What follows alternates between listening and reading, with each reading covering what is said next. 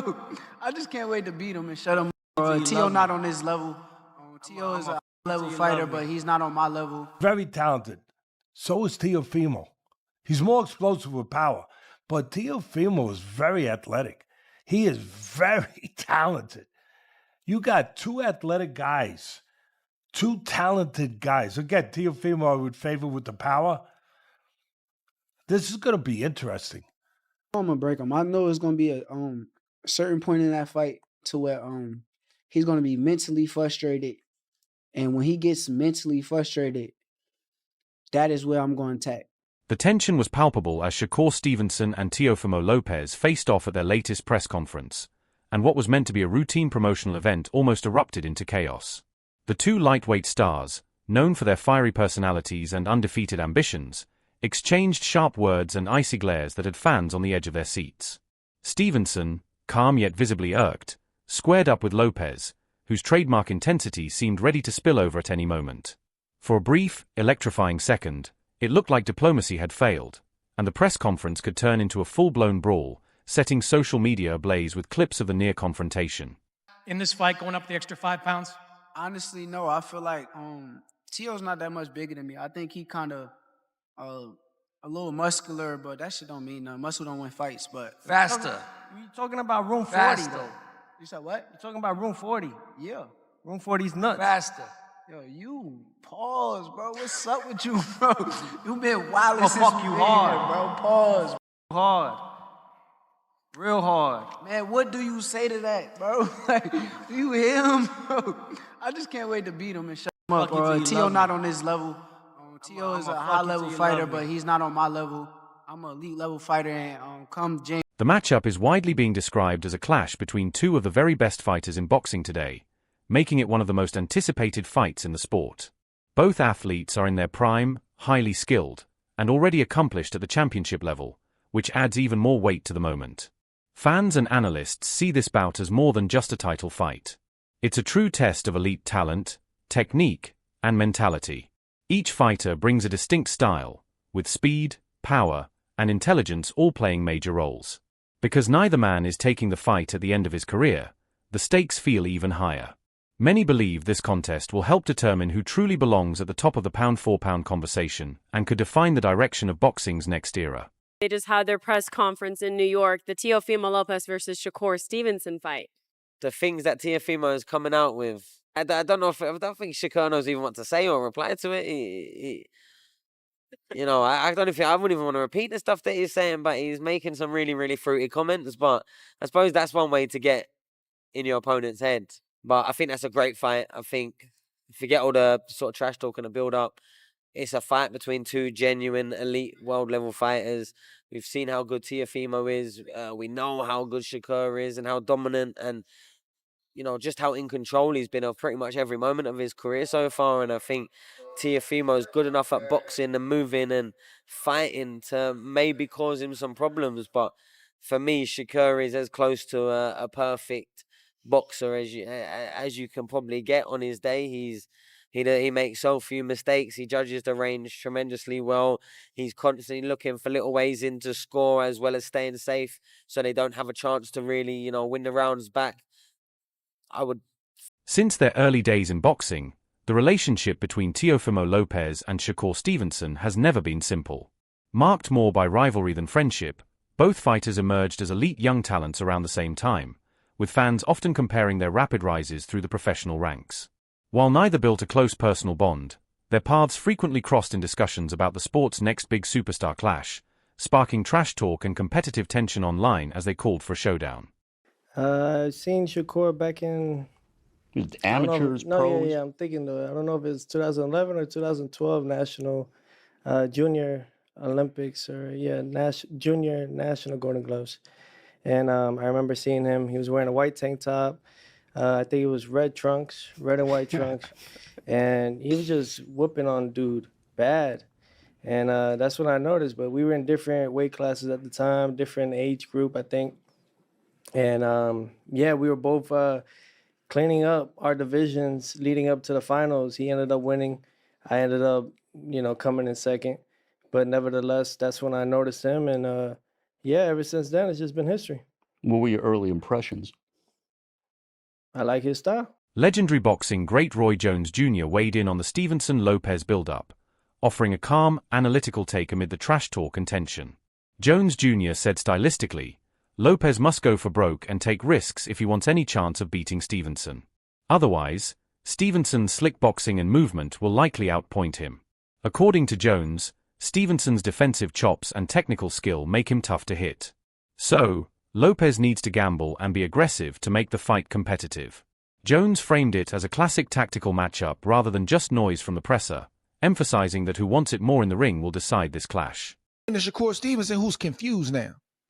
He literally was looking around like the look that Shakur Stevenson had on his face was, I did not come here for this. And I think he even said, I really don't know what to say about it. That don't make for a good press conference to me. There's old school and there's new school.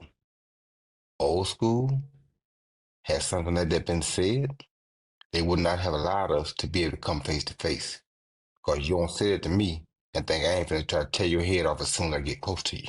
Well, so you're not going to wait till a fight night. You're going to get it in that day. Because some things are because sometimes you go a little bit beyond respect. That's disrespectful.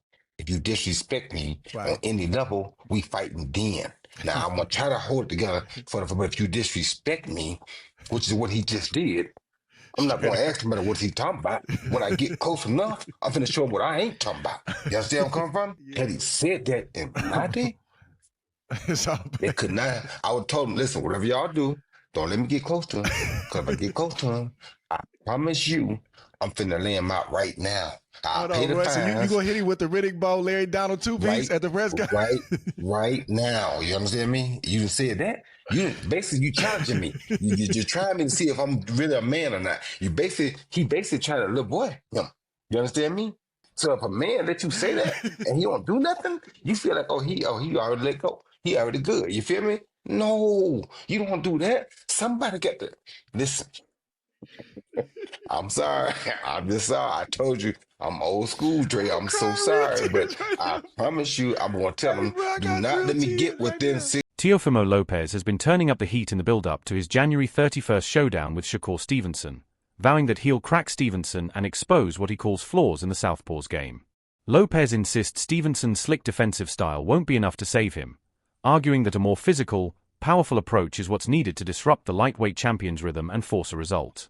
He publicly criticized Stevenson's movement and timing, calling him slow and claiming he sees vulnerabilities in Stevenson's strategy that he plans to exploit when they finally meet in the ring. Lopez's confidence is fueled by the belief that his pressure and punch power will make Stevenson pay on fight night. But a lot of people look at southpaws they're very difficult, but I grew up with southpaws since a kid.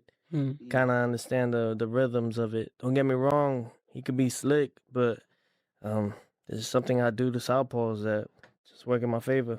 Shakur different though.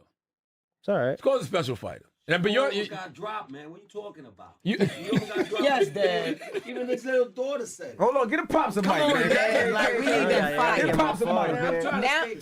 No, don't stay quiet, Pops. Don't stay quiet. Now I understand why you still. Don't stay quiet. No, yeah. Tio like nah. Freaking 4 seconds, man. This is a special fight because who we both of y'all are, but Shakur is a special fighter. You got to acknowledge that. That's what we fighting him. There you go. Yeah. So he does agree that he's special. But he does get hit. But I mean, he got hit. Gonna crack him at least. He's gonna hit him. He got hit a couple times against Cepeda, but he put himself in a position. Normally, he doesn't get hit like that. That boy would have been down. This isn't just theater. Pre-fight heat can indicate real animosity that affects fight week and the bout itself. When fighters come to a press conference visibly willing to cross the line, the stakes go up. Commissions increase security, promoters lean on conflict management, and fans salivate at the added drama. For both Lopez and Stevenson, who have reputations built on confidence and flair, the face-off only amplified attention. Both men used strong language and clinical intimidation.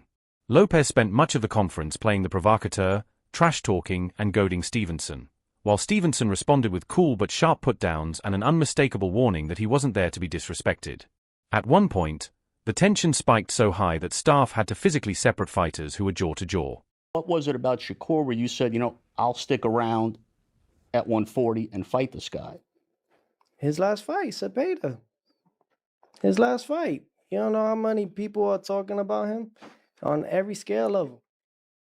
And when it came to the talks of me and Haney fighting in August, I didn't go for it because he had no motion. Now he does after the Brian Norman.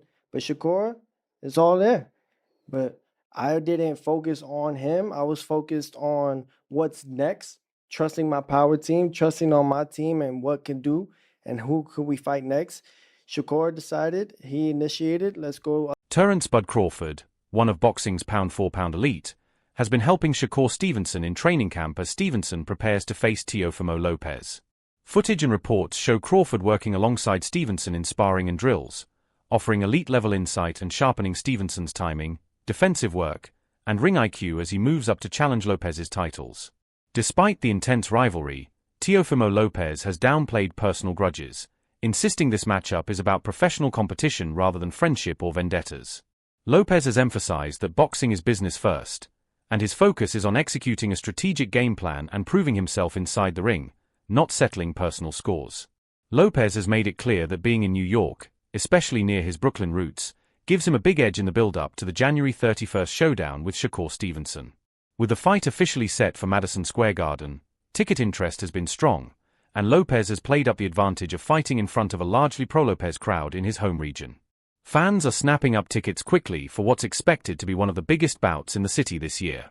Lopez has leaned into the hype by emphasizing how special it is to defend his WBO and Ring Junior welterweight titles close to where he grew up.